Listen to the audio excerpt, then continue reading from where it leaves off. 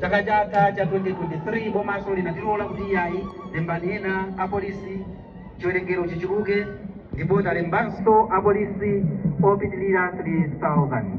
Sonza kuti muzaka ziwiri zitatu zimenezi ife Amalawi Police Service talemba ntchito opitilira 6000 ndi tikachitenga chiwerengero chimenechi chopitilira 6000 ndi pafupifupi ndithu kumathamangira 30% ya workforce yonse ya Malawi Police Service.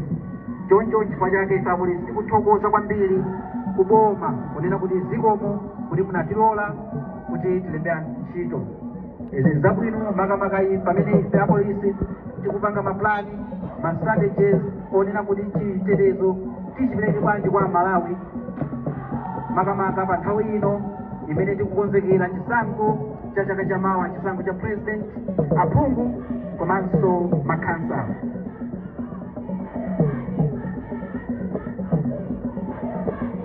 Tiyeni tonse kusanjaku time pamene anduna amene ali mlendo wathu olemekezeka pamwambo uno akufika pamalo pano.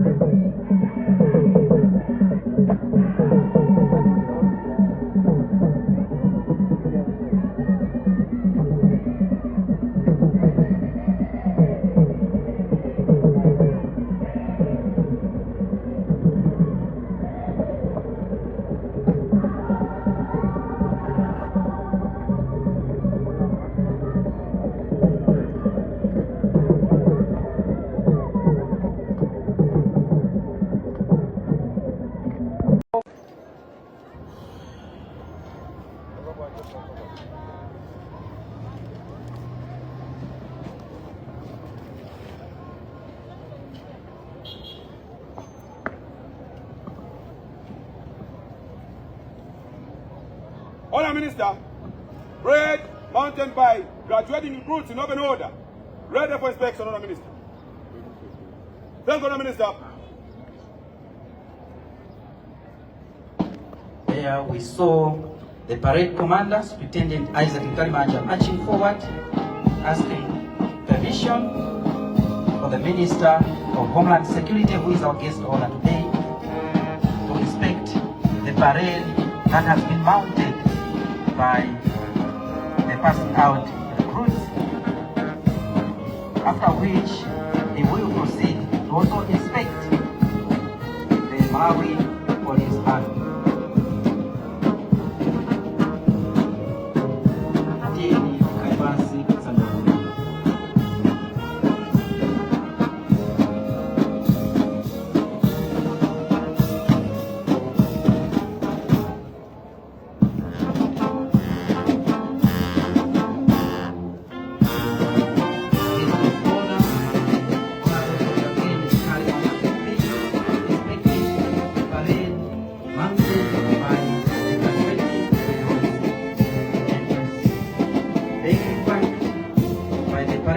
Superintendent Isaac Kalimanja, who is also the deputy commandant for this institution. He is also being flanked by the Deputy Inspector General of the Malawi Police Service, Mr. Haben Kandawire, Mr. Rollins Kamzenga, Deputy Commissioner of Police and the Service Training Officer in the Malawi Police Service. Again, he is also being flanked by Mr. Moses Chiwe, who is the commandant for this institution. We also have Superintendent Monica Scott, who is the Commandant for Central Regional Training Center in Lilongwe. As the guest of honor is inspecting the parade, he is at liberty to stop at any of the recruits and ask him or her any kind of questions relating to the course that the graduating recruits have been undergoing. You see, the Honorable Minister has stopped asking one of the recruits some questions, and this is part of the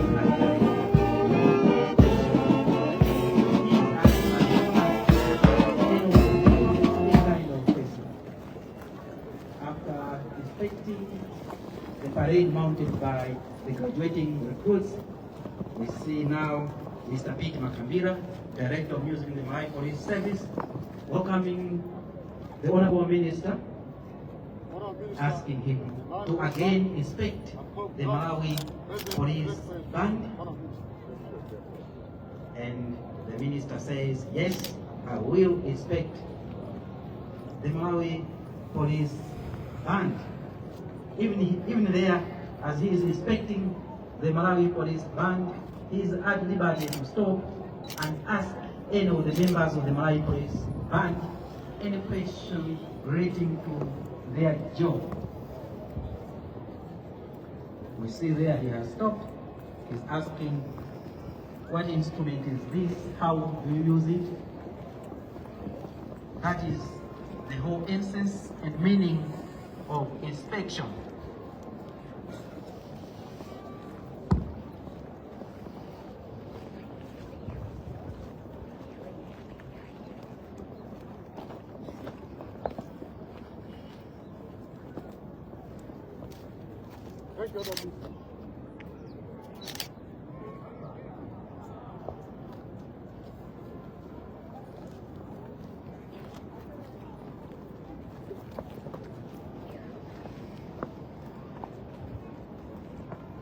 Minister.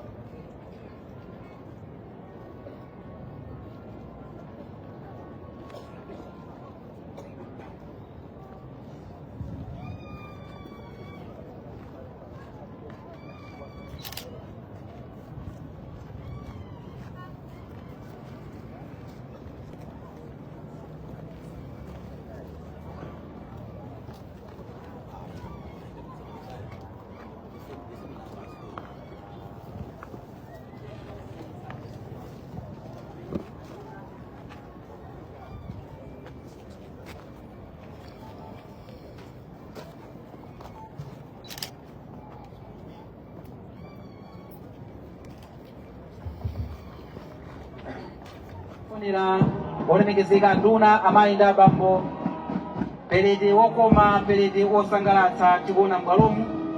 Pelete ndi mbali imodzi ya zochitika zosiyanasiyana zimene ife Malawi Police Service komanso ma sister institutions azathu amene ndi ma discipline institutions mwachitsanzo Malawi Defense Force, Malawi Prison Service komanso the Department of Immigration timachita. Pelete ali ndi matanthauzo ake ambirimbiri. Tanthauzo lalikulu ndi lakuti monga mukuonera kuti pelete akutsogoledwa ndi munthu mmodzi wamkulu parade commander. Ifenso ngati Malawi Police Service komanso ma institutions onse a discipline timamvera wamkulu wapatsogolo amene amatipatsa ma commands. Choncho amayi, abambo, anyamata, asungwana mukadzapita ku Nchewu Police Station, ku Balaka, ku Nsanje, ku Chitipa, ku Nchisi, mudzapeza kuti pa police station pamenepo pali mmodzi wamkulu officer in charge amene amalamulira tonse. Kanthawi kena posachedwa apa olemekezeka nduna ndidzakupemphani nokha kuti mudzayime kuti mudzalandire ulemu wanu pamene pelete azidzadutsa patsogolopa, koma ena tonse tidzakhala tili chikhalire.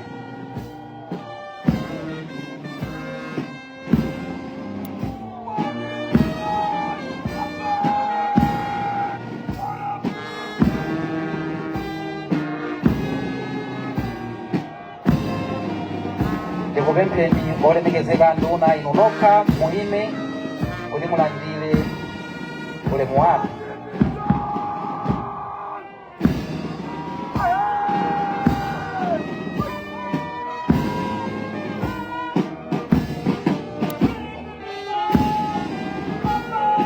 olemekezeka nduna amayi ndi abambo, tsiku ili ndi lachisangalalo kwa ife ngati Malawi Police Service.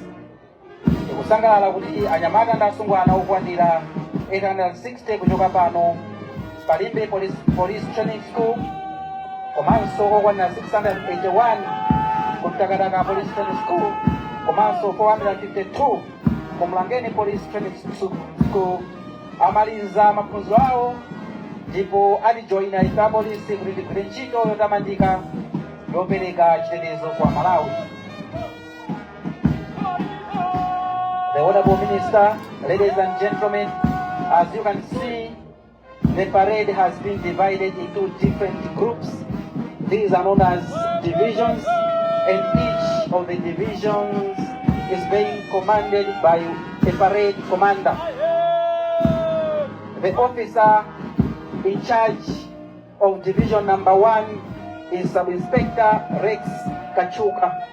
Sub-Inspector Rex Kachuka is the drill trainer right here at Limbi Police Training School. Division number 2 is being commanded by Sub-Inspector Ella Simwaka. Sub-Inspector Ella Simwaka is also a class trainer here at Limbi Police Training School. Division number 3 is being commanded by Sub-Inspector Clement Lungu, who is also a class trainer here at Limbi Police Training School. Division number 4 is being commanded by Sub-Inspector Vincent Chezani. Sub-Inspector Vincent Chezani is the drill trainer here at Limbi Police Training School. Division number 5, Honorable Minister, ladies and gentlemen, is being commanded by Inspector Gerald Nsenga. Inspector Gerald Nsenga, Honorable Minister, is a drill trainer here at Limbi Police Training School. Division number 6 is being commanded by Sub-Inspector Nixon Tomasi, who is also a drill trainer here at Police Training School, Limbi. Division number 7, Honorable Minister, ladies and gentlemen, is being commanded by Sub-Inspector Eddington Schali. Sub-Inspector Eddington Schali is a drill trainer. At the same time, he is also a class trainer here at Limbi Police Training School. Division number 8 is being commanded by Sub-Inspector Triza Mauya. Sub-Inspector Mauya is a class trainer here at Limbi Police Training School. Division number 9 is being commanded by Inspector Jairo Sanuri, who is the officer in charge for drill training here at Limbi Police Training School. Division number 10 is being commanded by Sub-Inspector General, who is also a class trainer here at Limbi Police Training School.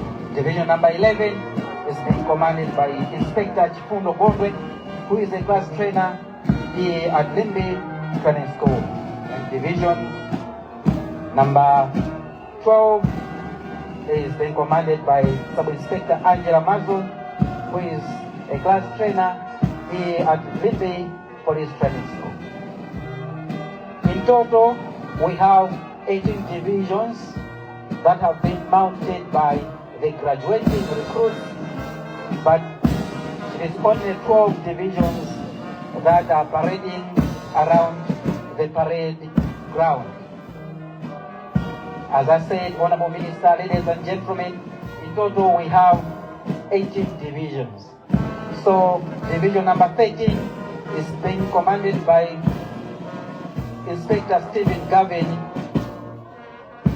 Sub-Inspector Andrew Mayao is in charge of division number 14, and Sub-Inspector Watson Jonah is in charge of division number 15. Division number 16 is being commanded by Inspector Brad Chonda. Division number 17, Sub-Inspector Benjamin Kunyungwi. And lastly, division number 18, Sub-Inspector Mwiza Chirwa. And the two officers carrying Rule 6 are what we call regimental sergeant majors. So we have Sub-Inspector Lawrence Kampila and Sub-Inspector Chimwemwe Mawaya as our regimental sergeant majors.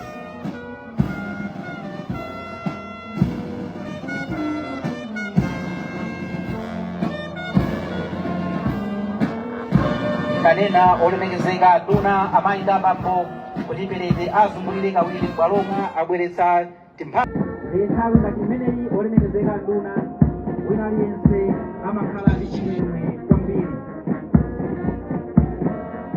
Olemekezeka Duna amainda bambo ife Amalawi Police Service tikuthokoza kwambiri kuboma kulindi natilola kuti tilembe ntchito anyamata komanso asungwana amenewa.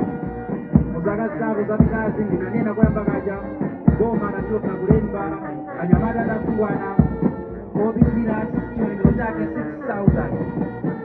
Chiwerengero chimenechi chiwerengero chachikulu kwambiri kumathamangira pafupifupi 30% ya workforce yonse ya Malawi Police Service. Mukatithokozere kugomaku olemekezeka Duna. Ndikupempheni Duna pa nthawi ino inu nokha muime kuti mulandirenso ulemu wanu pamene perete akudutsa patsogolo pathupa.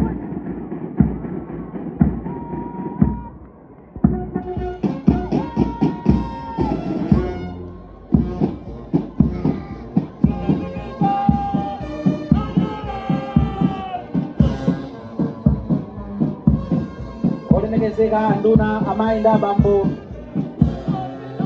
nanena kuti mwambo ngati umenewu ukuchitikanso kumtakataka mboma lakeza kumene akutsogolera mwambo umenewu kumeneko da Inspector General Amalawi Police Service, ndipo mwambo winanso ukuchitika kunchewu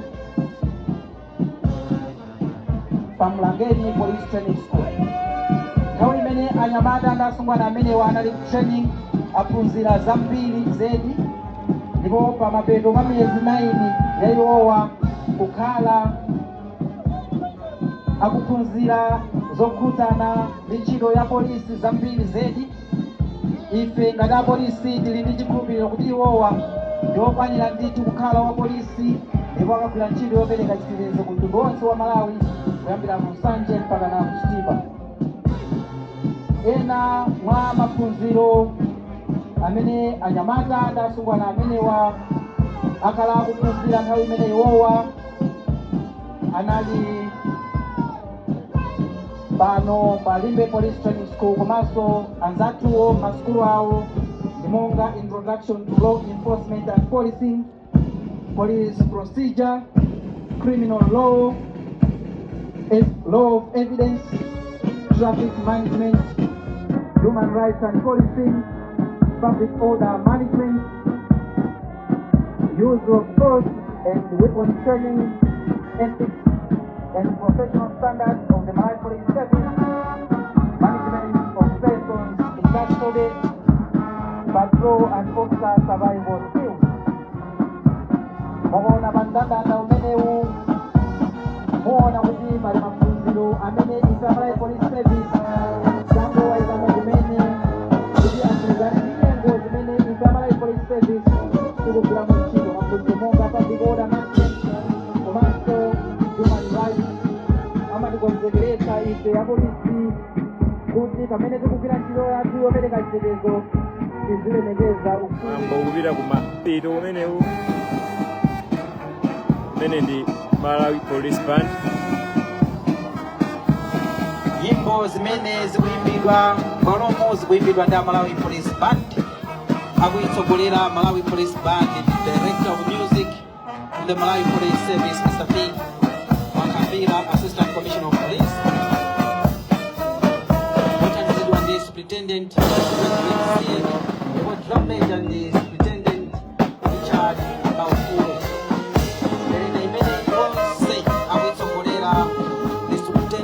Isaac Ntalimanja, Superintendent Isaac Ntalimanja,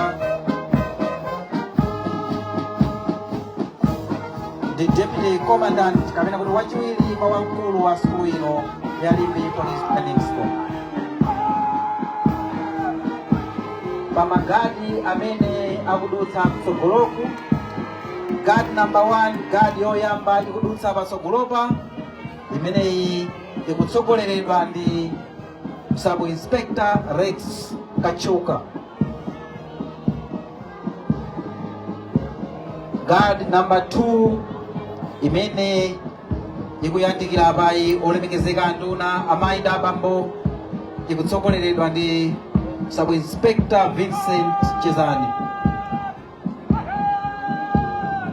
Ndipo guard number 3 imene ikuyandikiranso kusanja kuno olemekezeka nduna ikutsogoleredwa ndi Sub-Inspector Ellington Schali. Guard number 4 ikutsogoleredwa ndi Inspector Jairus Sanudi.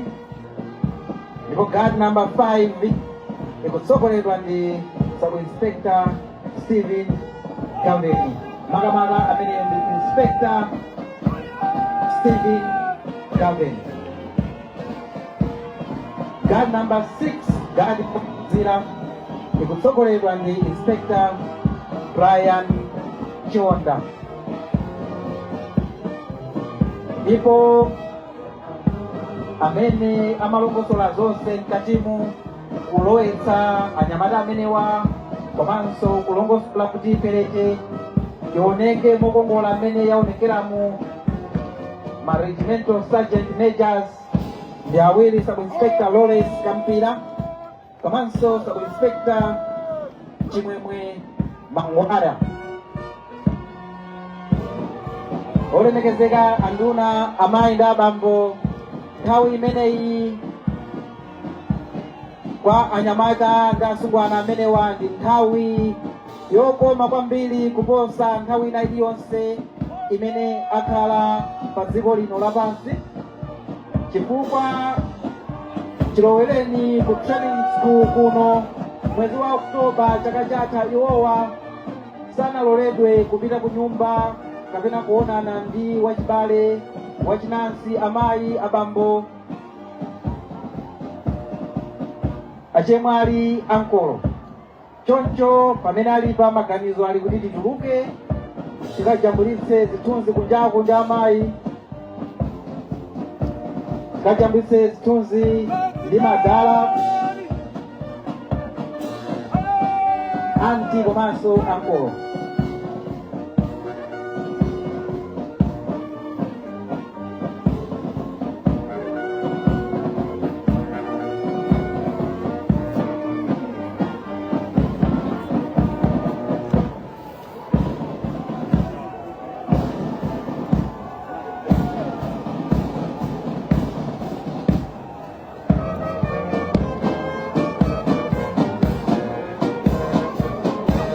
Olemekezeka anduna amayi ndi abambo,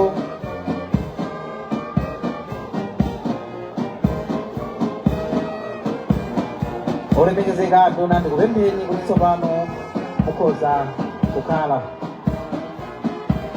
Nthawi imene anyamata ndi asungwana amenewa anali ku training kwa miyezi 9 aphunzira zambiri zimene Inspector General komanso High Command yawo yonse mene muli ma Deputy Inspector Generals awiri komanso ma Commissioners ochuluka nditu atsindika ndi kutsimikiza kuti anyamata ndi asungwana amenewa akwanira pa usilikali, akwanira kukhala apolisi. Mayena mwa maphunziro amene iwo amaphunzira amene akukonzekeretsa kuti akhale apolisi okwanira ndi monga